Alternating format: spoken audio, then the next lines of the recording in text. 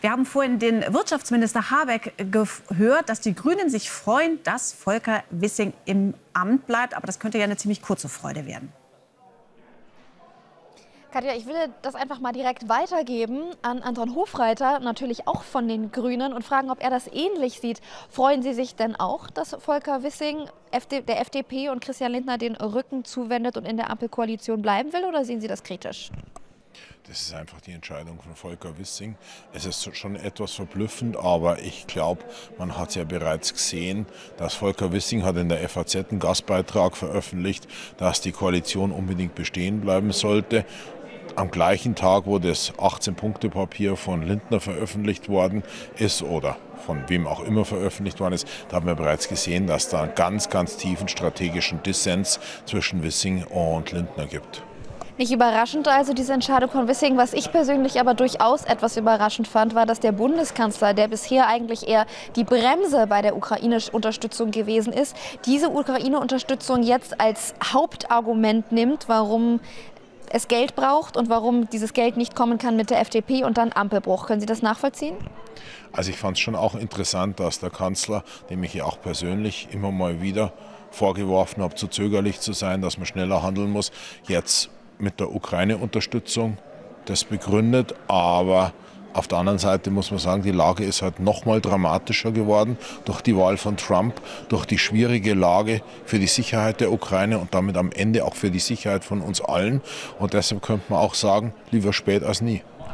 Herr Hofreiter, der Bundeskanzler hat ja gestern Abend dann noch ein Statement abgegeben und in dem hat er verbal doch ziemlich tief in die Tasche gegriffen. Und der schwarze Peter, der war zu 100% von ihm dann auf die Seite von Christian Lindner geschoben worden. Stimmen Sie dem Bundeskanzler zu?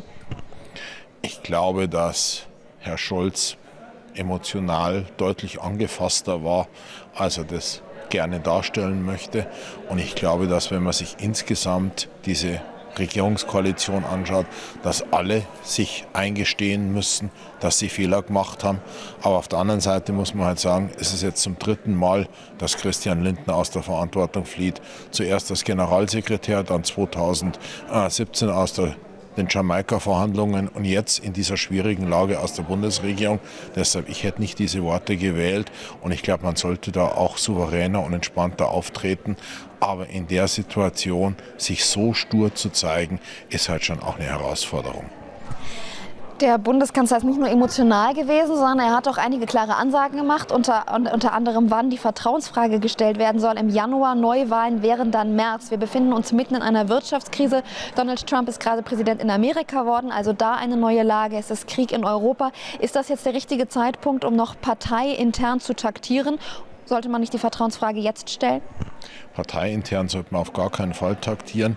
Wenn man sie jetzt sofort stellt, dann wählen wir ganz kurz nach den Weihnachtsferien. Das ist auch nicht klug, vor allem weil es dann dauerhaft so ist, bis mal wieder, weil ja die Wahlperiode 4 Jahre ist. Also das sollte man sich auch gut überlegen. Aber ob es erst Mitte Januar sein muss, darüber glaube ich, sollte man auch noch mal in Ruhe nachdenken. Ich habe noch eine letzte Frage. Was halten Sie denn von Robert Habeck als Kanzlerkandidaten und wie würde sich das auf das Verhältnis zwischen Scholz und Habeck auswirken, wenn die ja dann auch quasi in Konkurrenzkämpfe und Wahlkampf verfallen müssten? Vor einer Wahl gibt es immer Wahlkampf. Das ist ganz normal. Damit sollten demokratische Parteien entspannt umgehen. Robert Habeck wird nach allem, was ich erkennen kann, auf alle Fälle unser Spitzenkandidat. Ich hoffe und erwarte, dass er ein extrem gutes Ergebnis auf unserem Parteitag bekommt. Und ich glaube, Herr Scholz sollte damit souverän umgehen. Vielen Dank für dieses Gespräch, Herr Hofreiter. Jetzt haben wir also auch von den Grünen eine Stimme gehört von Anton Hofreiter. Und der Ampelbruch, der ist noch nicht so lange her. Einige Stunden erst, gestern Nacht um Mitternacht war hier noch sehr viel los im Deutschen Bundestag. Und soeben hat ja dann auch Christian Lindner die offiziellen Papiere erhalten, um diese Ampelkoalition verlassen zu können. Tut dies und damit besteht die Ampel nicht mehr so wie vorher. Gelb ist in dieser Ampel nicht mehr zu finden. Dorothea Schupinius, vielen Dank.